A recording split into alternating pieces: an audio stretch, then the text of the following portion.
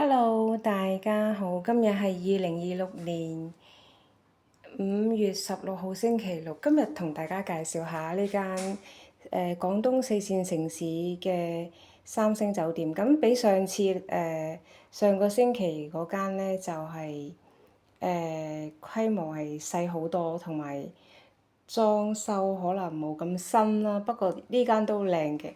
咁嗰道門呢，好明顯就冇即係我上次住嗰度咁安全，因為上次住嗰間係有少少未關好咧，佢都會發出警報嘅，所以我覺得安全感會多啲。咁啊，睇翻呢個洗手間係驚人哋係幾靚下啦，即係好耐未見過一塊咁巨型嘅鏡啦，洗手間咁巨型嘅鏡，跟住有個巨型嘅洗手台啦。同埋款式都算新穎嘅洗手盆啦。Hello，咁就係啦，好巨型嘅洗手間，跟住會有好舒適、好寬敞嘅沖涼嘅地方。不過我就唔係咁中意呢啲即係可以見到張床嘅玻璃啦。就唔知有咩用，我真係唔知有咩用啦，就可以見到呢個馬桶嘅。即係你話除非照顧小朋友就話啫，咁大小朋友都會大㗎嘛，大咗佢都有自己私隱㗎嘛，咁整到玻璃門喺度做咩咧？跟住咧，佢都會好似即係比較新穎啲嘅洗手間都會有個嗰個地台比較高啲，俾佢咧排水排得乾淨啲。跟住呢一個係。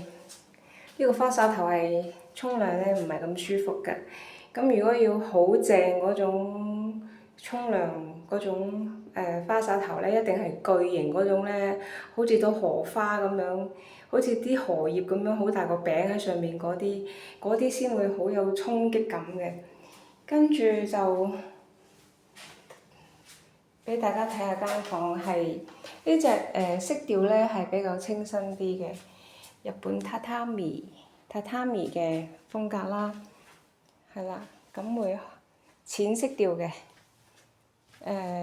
跟住我會即係好似平時咁樣啦，買啲我中意飲嘅飲品啦，好平，幾蚊支啦，跟住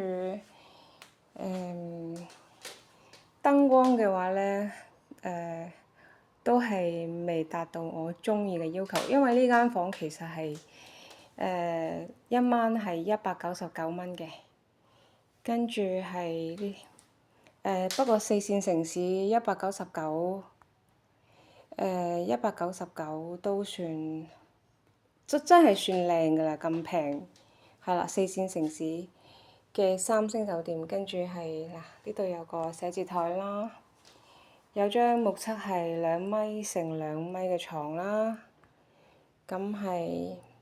算係好舒服，算係新穎嘅酒店啦。跟住出邊係街景，係好旺嘅市中心，係啦。跟住呢邊都仲有啲位可以擺下嘢啊，咁樣食下嘢咁樣。好啦，今日就同大家介紹到呢度，好夜啦，我都攰要瞓覺㗎啦。Good night，拜拜。